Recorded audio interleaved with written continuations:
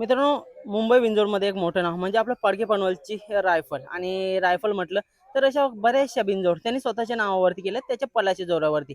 आणि पब्लिकला सध्या बघतो आपण ठाम पलतो. मथुरच्या गल्यामध्ये पण बऱ्याचशा वेळेला बघायला भेटलेला. आणि एक मैत्रीपूर्ण लढत आज देखील झाली. एलियन होता आणि त्याच्या पैऱ्यामध्ये आपल्याला आकाश राऊत यांचा शंभू बघायला भेटलेला. विपक्षी गाडी होती पडके पनवेलची रायफल आणि त्याच्यासोबत विराट.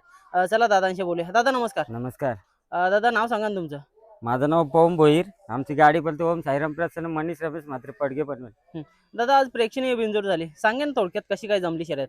शरद जमली म्हणजे आमची मैत्रीपूर्ण शरद जमली. त्यांचा एक गोंड्यावर नाव होता, तर आम्ही जाऊन तिथं फिरवला. आकाश शेठचं नाव होता का एक गोंड्यावरती ते आम्ही नाव फिरवला, ते त्याला एलियन निघला, आम्ही विराट काढला.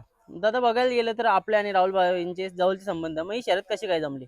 नाही ना, मैत्री आपली दोस्ती खातीर प्रेमाची झाली. ओके, विचारून झाली. बघा मित्रांनो, बऱ्याचशा वेळेला असं पण होतं की पैरे वगैरे माहित नसतात, त्याच्यामुळे नाव फिरल्याच्या नंतर समजतं.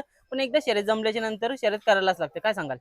ते आता आपल्याला आम्हाला का माहित नव्हतं एलियन निघल. पैसे भरले, डिपॉझिट भरली, तिकडून एलियन निघला. आता एकदा डिपॉझिट भरली तर शरद कॅन्सल होईत ना. बरोबर. दादा काय सांगाल, आज समोरची गाडी पण चांगली होती, एलियन आणि शंभूची, कशी काय गाडी पाळली ती. ती पण गाडी खूप छान पळाली.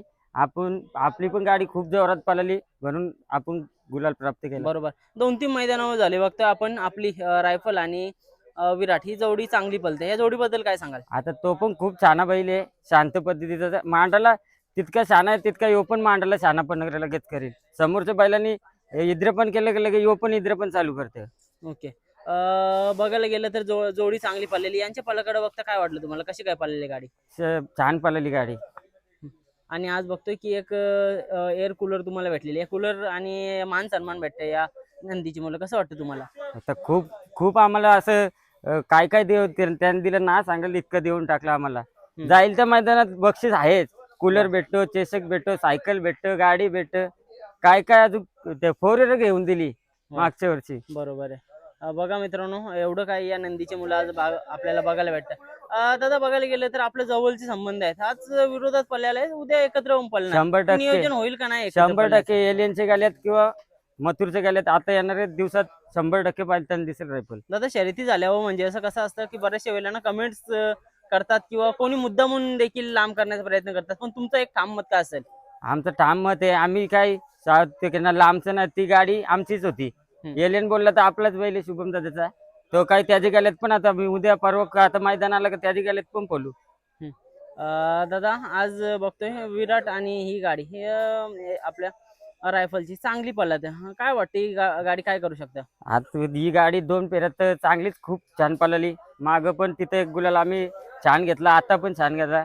काय शर्ती मैत्रीच्या असतात, कधी एक गाल्यात पळायचा, कधी विरुद्ध, कधी गाल्यात खेळत राहायचा. बरोबर आहे.